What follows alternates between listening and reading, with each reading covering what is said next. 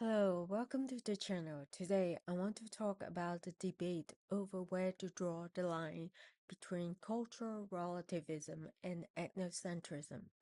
It's an ongoing debate, so understanding this boundary is essential for fostering mutual respect and peaceful coexistence in our increasingly interconnected world. Cultural relativism encourages tolerance and appreciation for cultural differences. It emphasizes the notion of right and wrong as shaped by specific cultural context. For example, in places like Macau and Hong Kong, it's common for women to hold hands in public as a sign of friendship. I experienced this firsthand during the British era in Hong Kong, when I held hands with female friends in public. However, in the United States, such behavior may be interpreted differently, sometimes even suggesting a romantic relationship.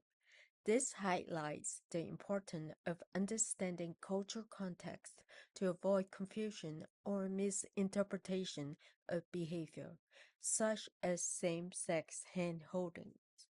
Now, here is where things get complicated. According to Daily Mail and NetShock, mainland Chinese tourists allow their children to relieve themselves in public, and an unnamed Chinese teacher from mainland China allowed one of his students to take a dump on a subway floor in Hong Kong. This behavior has triggered backlash, not out of ethnocentrism, I believe, but because it overlooks the social norm and expectation of Hong Kong residents. While some public restrooms in Hong Kong may not be in a good condition, depending on where people go, that does not justify the behavior when visiting Hong Kong. Other tourists and locals alike would understandably not appreciate stepping into human waste. Of course, I don't think all mainland Chinese tourists behave this way. That said, ethnocentrism arises when individuals impose that their culture is better than others without considering how their behavior is perceived in other culture.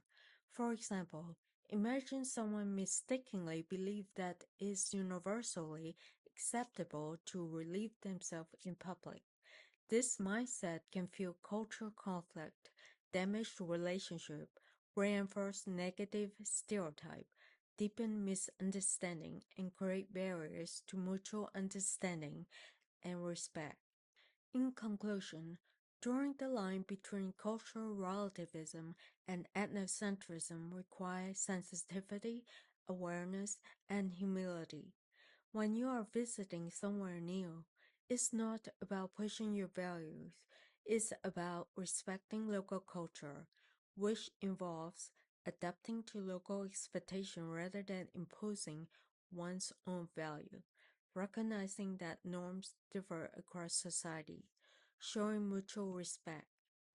We must engage in self-reflection and seek to understand ourselves before passing judgment on others. Respecting a culture does not mean accepting everything without question. It means engaging thoughtfully and adjusting our action with empathy. In a globalized world, we thrive not by clinging to our own norms at the expense of others, but by learning to balance respect with responsibility.